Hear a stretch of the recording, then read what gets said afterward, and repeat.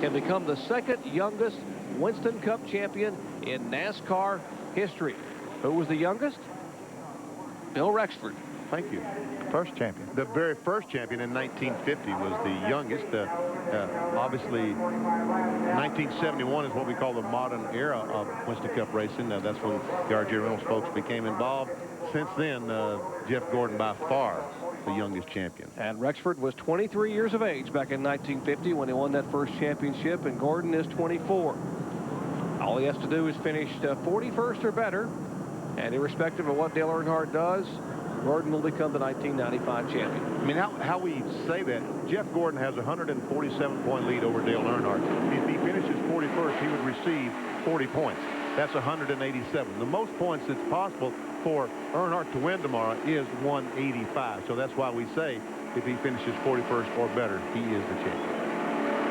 Take a look at Tim Steele's eyes there as he looks straight out the front windshield there. He is focused. He is totally concentrating, man, on what's going to happen. He is. You're right. That's what he's doing. He's concentrating on exactly what he's going to do, the move that he's going to make. And, of course, he's the man up front, and he wants to beat that lap car down into turn one if he possibly can.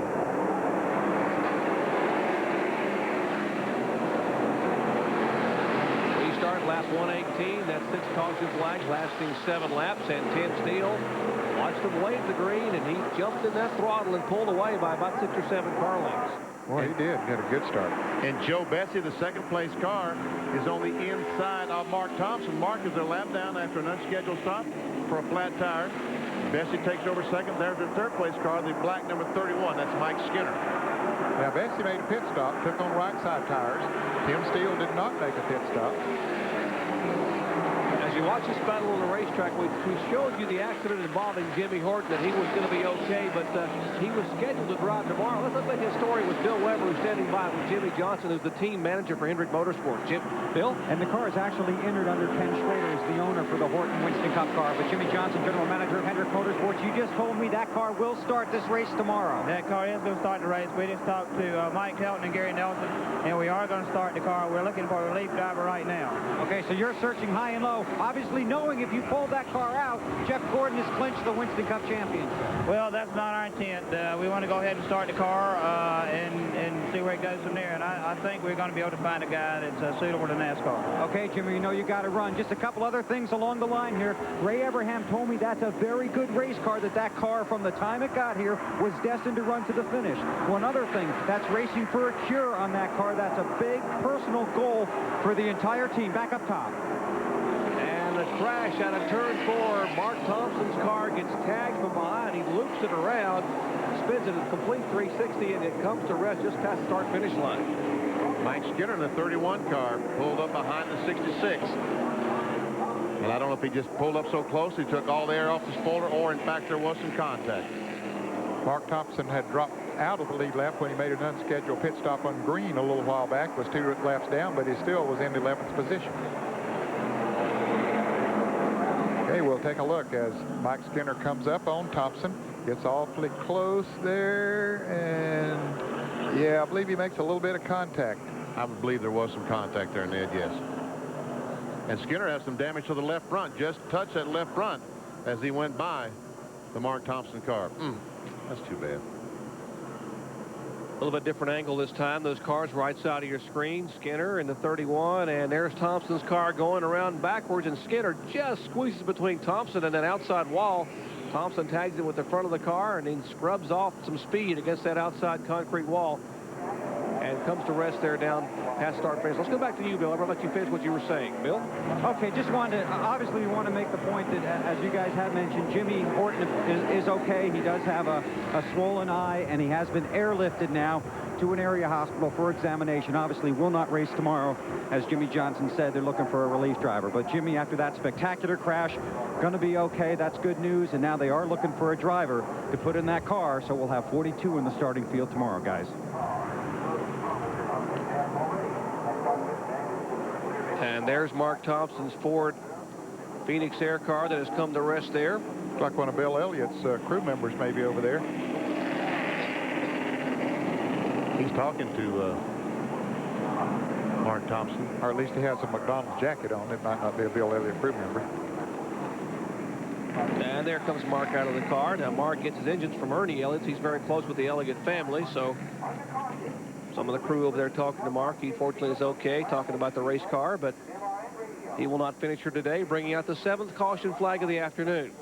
We're under caution once again at Atlanta Motor Speedway as Tim Steele, 1993 ARCA champion, is being shown as our leader. Now, Steele has chosen not to pit again, Jerry. The others made a pit stop during the last caution. Let's go to the pits with Bill Weber. Okay, Mike Wallace is standing here. Obviously, disappointing day. You're done. It's a real disappointing day. You know, 31 to 16 were a little quicker than us, but we thought we had some stuff for them in the long run. I guess must have blew a head gasket or something, you know, and just ended our day. We tried putting a bunch of water in it, wouldn't hold anything, and instead of destroying a piece and possibly hurting myself, you know, if the thing spun around and hit the wall or something, we just chose to quit. Didn't really want to. Hopefully got enough points to win that Speedway Challenge Series is what we're trying to do, and we'll see how it happens. Yeah, well, I believe you have won that, and that's small consolation at this point. Well, it is very small. It's not that big. You know, it pays decent money, but we come to win the race. We've had a disappointing weekend overall totally. Winston Cup second round qualifying got rained out. We blew a motor yesterday. Qualifying what seemed to be on a pretty good lap in a Holly Myers Ford, and Klausner Furniture Industries is a bad way to end the season, but I'd like to take a minute and thank our sponsors, Klausner Furniture, Durant Paints, and Holly Myers. We'll just come back in 96, hopefully tougher than ever, and win some races then. Okay, they never gave up all year. You can sure say that for Mike Wallace and company. No doubt about it. Here is our leader, a guy who was our leader at the end of the pit. Yeah, I said he had not made a pit stop, but he did come in this time and is putting 4 tires on his car and heads back out. That should put him in position to finish the race, I believe, without making another pit stop. Now, once again, this caution flag brought out by Mark Thompson's car, spinning coming out of turn 4. He had been among the leaders and had made an unscheduled stop, had lost a lap. Let's go back in and check with Bill. Okay, Mark, you're okay. Not the finish you were hoping for. No, it wasn't the finish we were hoping for. But the car ran real well while it was running. I think we've got a handle on how to set it up for this track. I thought it was a pretty nice race. We had an altercation early on when a guy crashed up ahead and got a sort of a chain reaction, kind of damaged the nose and the tail. You and the 9 car were going at it pretty good there for several laps as the green flag comes back out here in Atlanta. Yeah, we were. Okay, Mark Thompson's out, back up top. Restart, lap 126. Remember, 204 make up this 500-kilometer event. And Joe Bessie pulls away as our leader with Mike Skinner in hot pursuit.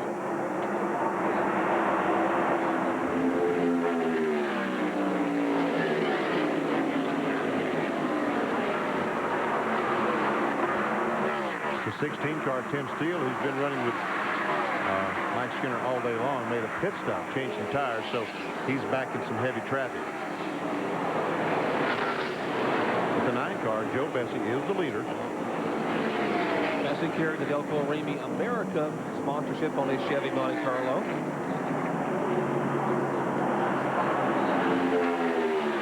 $15 different winners here in 1995 out of the 20 events in ARCA competition. Boy, what a competitive series.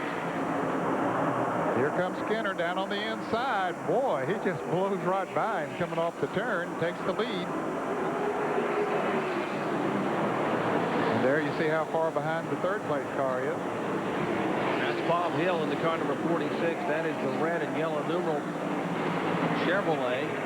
And that's Tim Steele in the 16 car that's right behind and trying to take over that 3rd spot. Now, Tim came out in 8th position after his pit stop, so he has already moved back up to 4th. But Bob Hill has just stayed right up there amongst those leaders about all afternoon. Doing a good job. How about that late pit stop on Tim Steele, John Kernan? Well, Jerry, it was because they didn't have sticker tires on it. They had some old tires from early in the race that had about 25, 30 laps on him. I just asked one of the Hoosier tire officials down on this end of pit road if they were having a shortage of tires. He says he's not really sure.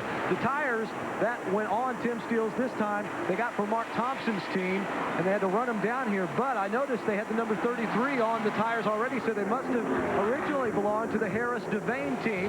Tom Sokolowski, the crew chief, tells me that they're supposed to have one more set of tires headed down this way so they can use those fresh tires on their last pit stop. They can't go the rest of the distance on fuel with this last pit stop.